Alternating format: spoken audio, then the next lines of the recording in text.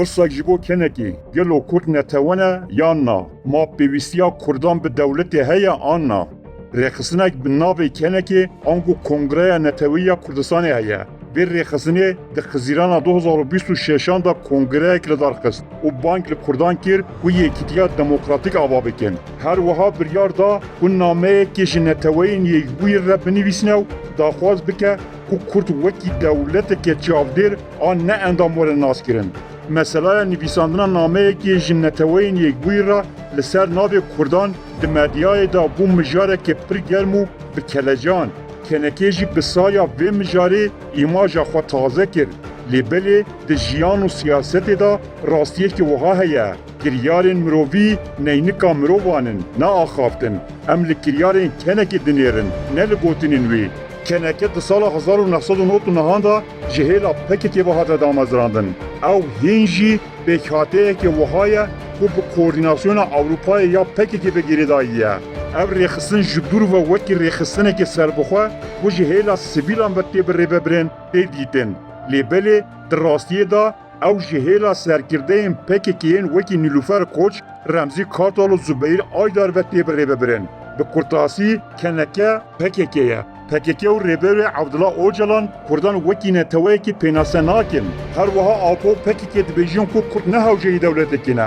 Heta ew kesên ku ji bo Kurdan dewletê dixwazin jî wekî paşverû, nijadperest û ziyanbexşên Kurdan bi nav dikin. Ma heta niha yek ji rêberên navdar ên kenekê derketiye û gotiye em tev li nêrînên PKK Öcalan nabin. Kurd neteweyekin û ew ji wekî her miletekê hewceyî dewletê ne, ne gotine.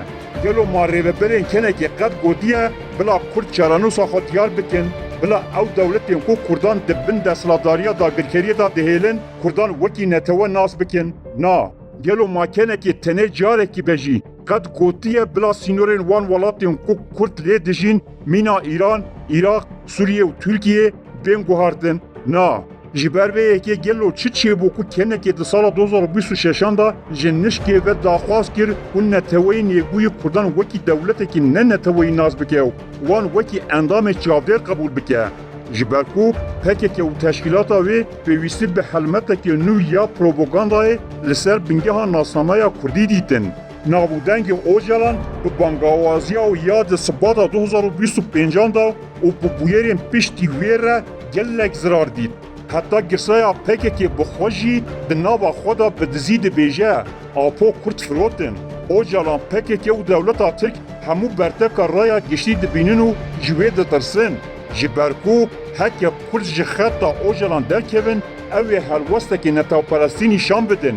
Ji bo kontrolkirina Kurdan hewcedariya Öcalan bi nêzîkatiyekî wiha hebû ku hinekê bêhna Kurdayetiyê jê bê.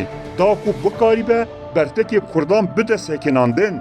Kongreya kenekê ya Xizîranê ku bu motivasyonê li ser bingeha Kurdistanê hat li darxistin, tam ew kongreya ku dixwaze bertekên li ser PKK û Öcalan sivik bike. Nameya ji bo neteweyên yekbûyî xîtabê hestên Kurdan dike. Lê ew tenê ji bo sererastkirina îmaja wan e. Ango Kurd û Kurdistan ji bo PKK û pêkhateyên wê tenê mijarekî manîpülasyonê ne. Heke kenekê rastgo û ciddî ba, wê pêşî ji Tirkiye, Iraq, İranê û Sûriyeyê daxwaz bikira û Kurd wekî civakekî xwedî mafê dewletbûnê werin naskirin, ne jî neteweyên yekbûyî. Heta di nameya xwe ya ji bo neteweyên yekbû de jî kenekê negot Kurd neteweyekin û mafê wan ê serwerî û xwerêveberiyê heye. Kenekê Kurd wekî komeke etnîkî pênase kir. Divê keneke pêşî ji PKK ra bibêje ku Kurd neteweyekin û mafê wan ê dewletbûnê heye. Rêxistina ku keneke bi xwe ve girêdayî ye, înkara netebûna Kurdan dike. Bila pêşî daxwazê ji rêxistina xwe bike, paşê dest bi şovên propagandayê bike. Yên ku Kurdan wekî netewe pênase nakin, nikarin qala mafên Kurdan jî bikin.